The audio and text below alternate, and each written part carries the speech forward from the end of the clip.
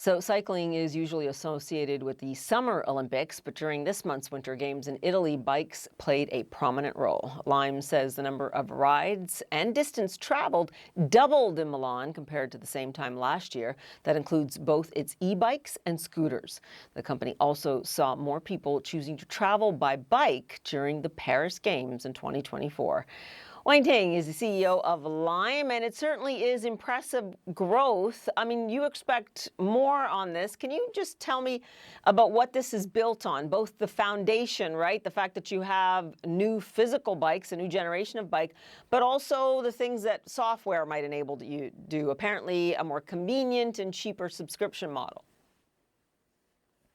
For sure, Paula. Thank you for having me. I would say we had a very successful Milan Olympics, and whenever there's big sporting events, especially when alternative transportation is at its worst, and think about the congestion, the traffic, the expensiveness of alternatives, inability to find parking. This is when the magic of Lime and shared micromobility comes into play. We are oftentimes the fastest, the cheapest way to move around. And certainly during the Milan Olympics, using a bike to get to sporting events was a great way to see and access Olympic venues. That is why we saw our trips more than double and the amount of distance travel more than double. And we think there's going to be so many other examples in the future where shared micromobility, whether it's in big congested cities or big sporting events, where Lime can be a solution and a good partner to cities. And in terms of the bike itself and the model itself, how much easier will that make things? Because I know sometimes you might, be in a city and think, okay, how do I work this thing? How am I allowed to work this thing? Yeah, I think one of the advantages of Lime is that every scooter and e-bike you see on our platform, we have designed, engineered in-house, which means that we can constantly innovate on new form factors and find new ways to solve the problems that our riders face. And we recently launched a new Lime bike and Lime gliders, and these are lighter, lower center of gravity. And our intention is that it will help us reach even more users.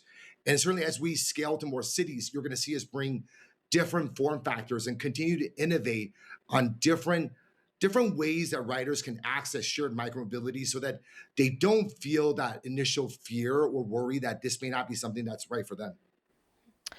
Okay, now full disclosure, I am not a fan of dockless bikes or scooters. They're really littered all over cities. And never mind me, right? I'm not sure how someone who's disabled kind of gets along when you have these piles of scooters or bikes in cities. Now, you have a so-called parking patrol. Explain what this is and how this can definitively solve this problem, or can it?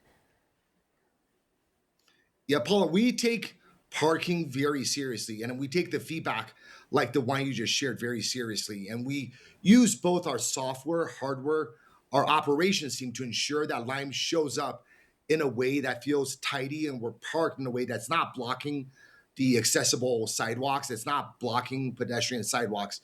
In cities we're in, we have local teams.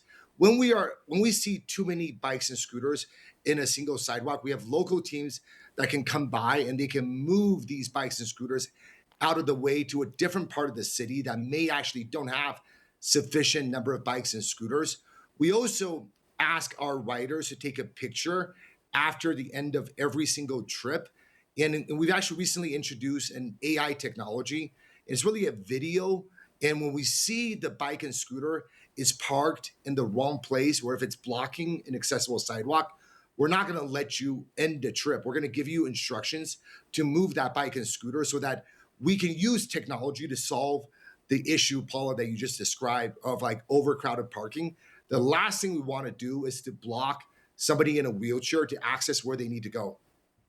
Understood. That makes sense to me. Now, look, to have a little fun here, I actually witnessed a celebrity trying to park an e-bike once. I'm not going to say who it was, but it was somebody who was very famous. And as it turns out, it's not uncommon that celebrities are using these things. I mean, do you guys have those stories yourselves about these things that go viral? Celebrities on Lime? I think we certainly see lots of celebrities who use Lime because Lime is core transportation in many cities all over the world. It's the oftentimes the fastest, most affordable, and the most sustainable way to move around. And recently we launched a new subscription product called Line Prime for a low monthly fee. Every rider gets a flat, predictable rate, just a couple dollars for any trip under 20 minutes. And hopefully that's going to even allow more users to use us as part of everyday transportation. And celebrities are people too. If the fastest, cheapest, most sustainable way to move around a city is via a Lime bike and scooter, for the same reasons that other riders are adopting Lime, many celebrities are using Lime for the exact same reasons.